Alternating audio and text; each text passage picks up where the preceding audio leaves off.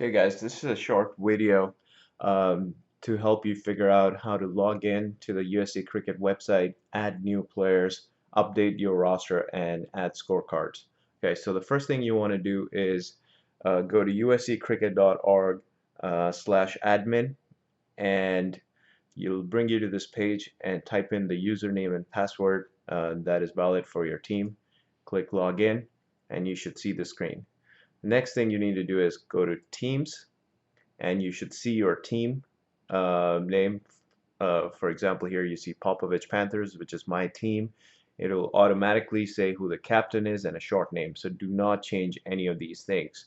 The only thing you want to make sure is that Spring 2016 is selected under Series, which is the name of the tournament that your team is participating in. And what you're going to see here, 1, 2, 3, 4, is the name of the players who are already in your roster. So you do not need to add these players, they're already in your roster. And a good way to verify who's already on your team is if you go to USC Cricket on the website, click on Team USC, and then select your team, and it will show the guys who are already on the roster.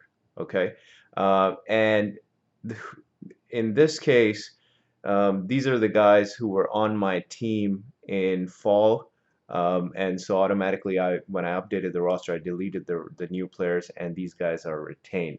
Okay, so the first thing that you want to do is add players on your team who are already in the database, which means players who have played at least one season of Cromwell before this tournament. Okay, so in this case, and my name is not on this because it's already here. So the captains do not need to add themselves to this roster. Okay, so I'm gonna go down here. This is the Spring 2016 auction list just to make sure that I get everybody on it. So Gaurav, Ankur, Sushila already here. Gautam Kumar, I know he played.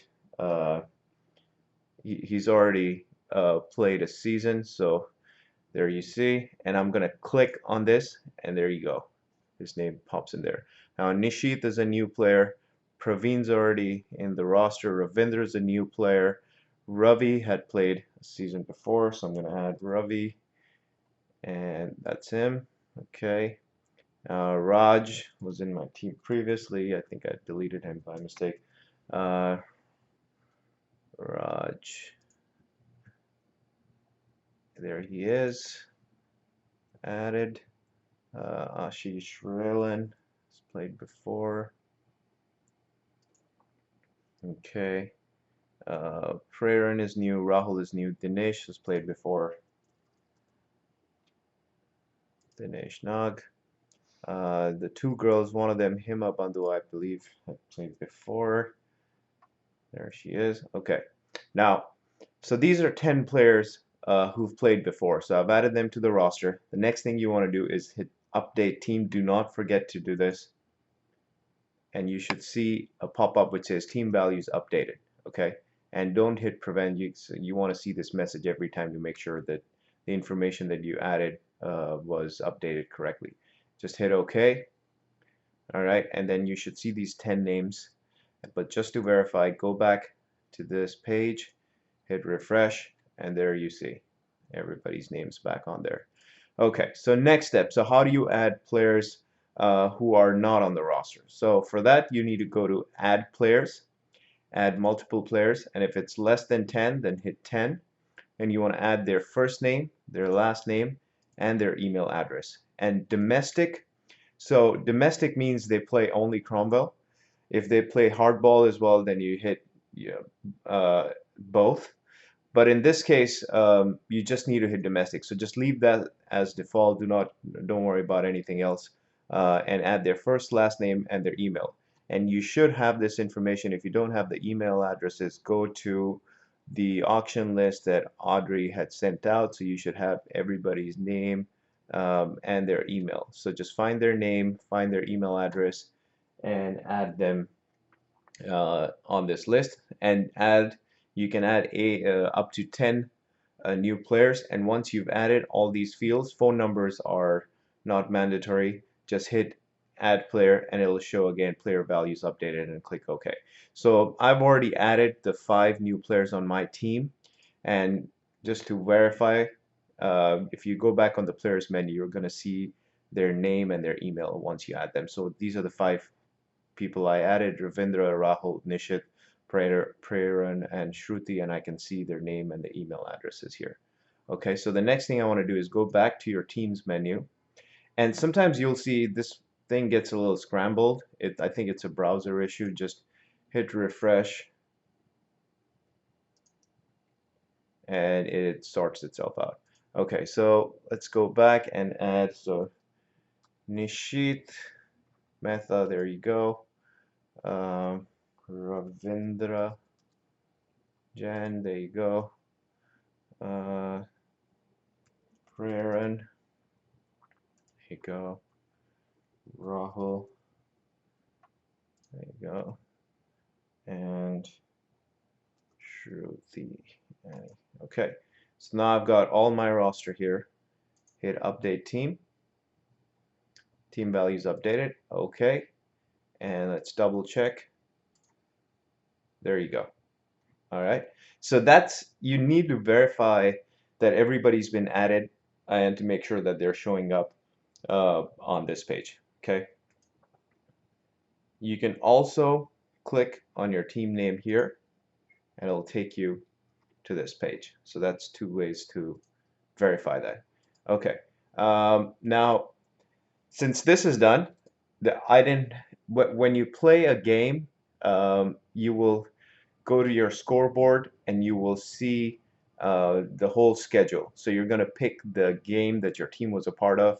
If you're the winning captain adding the scorecard, that's where you're going to go. So I'm just going to give you an example here and go to this scorecard here between Trojan Tigers and Viterbi Vultures. And I don't know if the roster's been updated, but let's see.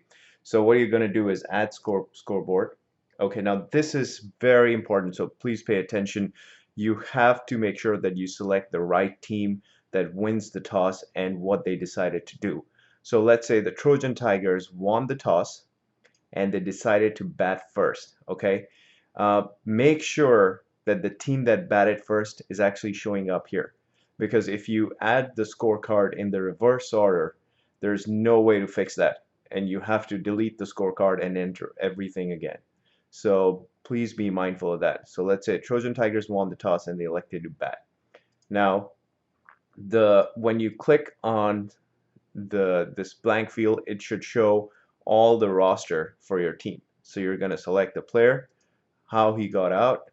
The other team's roster is going to pop up under fielder and bowler. You select that, and then you add whatever runs that they scored and whatever balls they faced. And then just add 4s and 6s, and it automatically tabulates everything as you go down the list. Also, you need to update if there's somebody who batted but didn't get a chance to bat. You still need to add their name on the roster. Okay, so just put did not bat against them, and then right here you're going to put the number of wides, no balls, buys, leg buys, penalty runs if any, and do not just go by what's written on the scorecard, because sometimes the wides aren't tabulated correctly, so make sure you guys add up all the numbers. Now, follow wickets is optional, but if you are going to add that and you have that scored on your score sheet, make sure you put the runs, select who got out and in what over. So if, let's say, somebody got out on the 3rd ball of the innings, you would count that as over 1. And if somebody got out in the last over, so let's say 19.3, you're gonna put the runs, scored, name of the batsman, and you're gonna put the 20th over. Okay, so make sure you do it that way. And then again for the bowlers, you're gonna see their names pop up. If they didn't complete, put 2.3, 2.4, maidens if any, runs, wickets, no balls, and wides. Okay, so it's pretty straightforward. Now, one thing that you want to be careful, and this is often the reason why the scorecards break or they're not updated, is if you missed some crucial information while entering. So let's say you said run out, but you forgot to add who got him run out. Okay, so you went ahead, added everything, but you didn't add the fielder name. These are small things that often cause errors on the scorecards, and it's not going to get updated.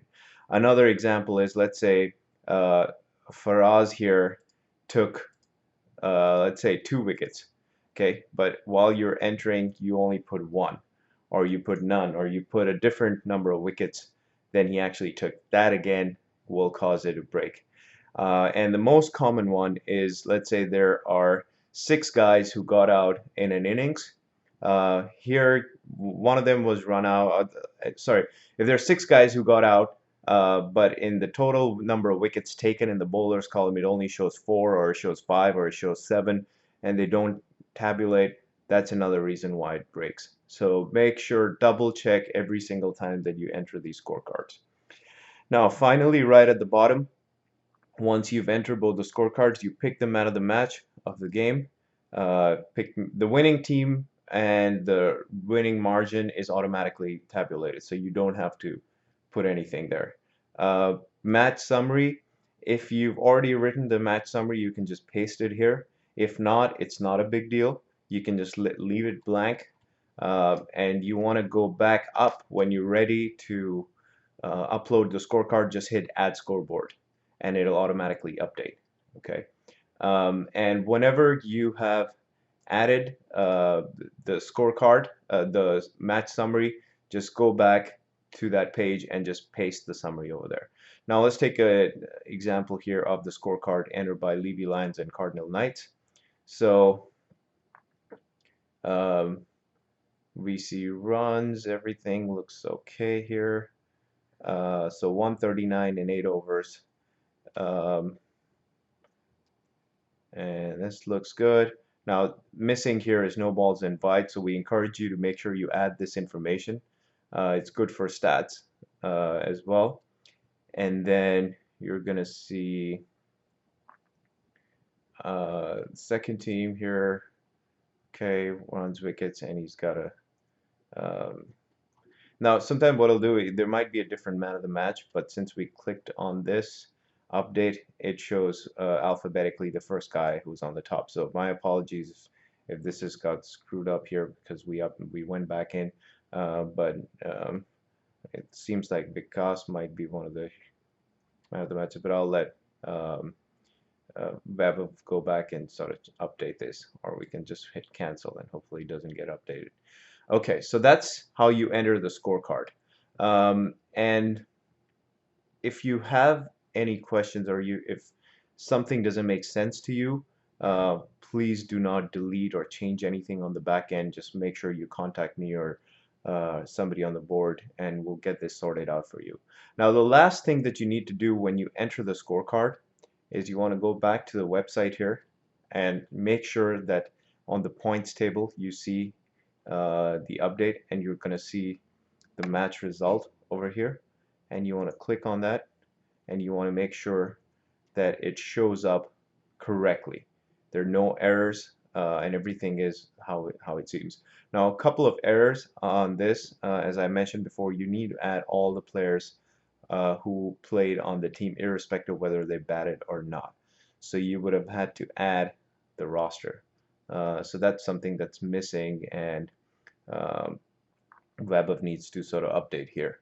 Other than that, wides and no balls, that needs to be added. And I believe we had an example. Let's see here.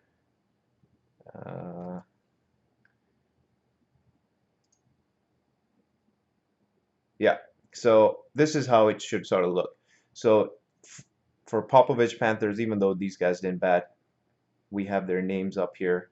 So it shows who the 11 were on the field, and you have your wides and no balls all tabulated down here below. So that's how you do it, folks. And if you have any questions, let me know.